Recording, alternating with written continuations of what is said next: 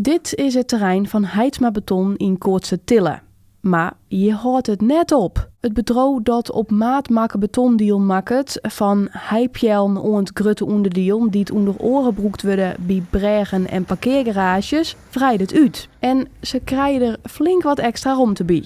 Het huis van de buurman moest altijd keepjes, is ze dan. Hè? En de uitbreiding in onze situatie had alles te maken met het marktpotentieel wat wij zochten in de gruttere elementen. We zochten dat wij best wel druk gaan. We zochten dat we eigenlijk het heul hier toch te weinig capaciteit hebben om alle werken te maken die we verkepen kennen.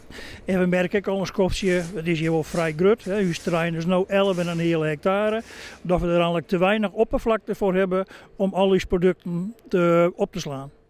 Bij de onkeep van de perceel die het on het eigen terrein grenzen, krijgt het bedrijf er haast 6 hectare on extra ruimte bij. En meer dan 800 meter kade langs het Prinses Margrietkanaal. Voor uw soort bedrijven is water heel belangrijk. Wij krijgen uw grondstoffen, dus het zon en grind en cement afvoer uit het water. Maar dan hebben we hulp op de producten die voeren we uit het water. En dat wij 1 boot vol lezen kennen met onze producten, scheelt dat een hulp op de vrachtbeweging. Hoe het naar je terrein broekt worden zal, dat stiert ook al vast. We willen de grote spullen maken. We willen het terrein inrichten voor de opslag van onze materialen. En we zullen het kantoor renoveren. Heel te binnen ik aan naar je huisvesting.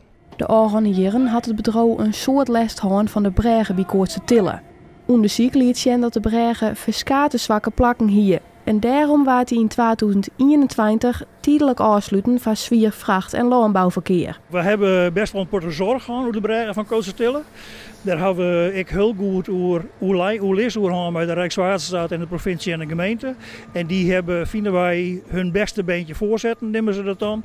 Die heb ik zorg gedroegen voor een begaanbaarheid van de bregen in eerste instantie. En daarna voor het herstel. En daarmee is het voor u de angel eruit.